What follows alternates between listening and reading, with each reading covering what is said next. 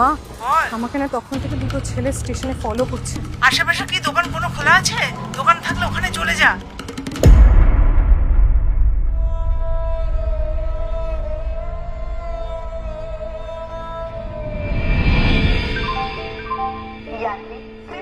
একটা চা দাও তো। হ্যাঁ গো,